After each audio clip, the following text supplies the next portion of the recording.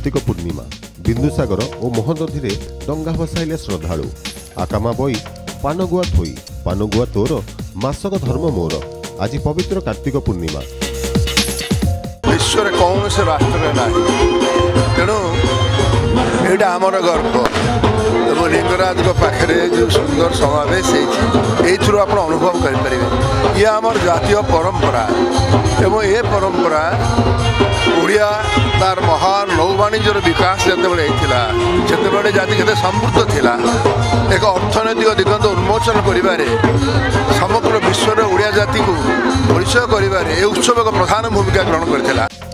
धर्मपुराण अनुसार आषाढ़ कार्तिक मार्गशीर और वैशाख यही 4 मास वर्षर पुण्य मास सेमानक मध्यरे कार्तिक मास श्रेष्ठ बोली कहुए। एही मासरे कार्तिक व्रत पालन कले पुण्य लाभ हुए बोली विश्वास रही।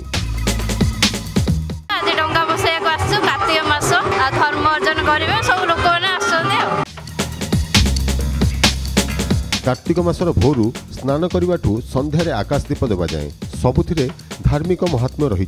शेष 5 दिन को पंचुक भाव पालन करा जाए। आज यार शेष दिन वैष्णव नीति अनुसार आज दिन को रास पूर्णिमा बोली कहुए। अन्यपटे एही दिन में पुराणा उत्कलीय परंपरा को मन पकाई बोईत बंदाण उत्सव अनुष्ठित हुए।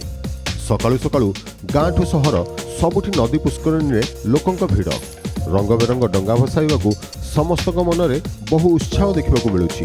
यह पछरे रही बहु पुरातन उत्कल नौवाणिज्य संस्कृति। एकदा एठाकार बणिक सातदरिया पारी व्यवसाय करुथिले।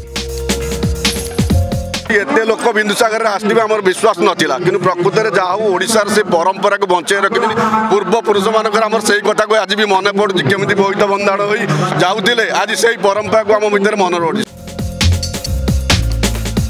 आज पुरी रे श्रीमंदिर रे मध्य स्वतंत्र नीति अनुष्ठित होउची।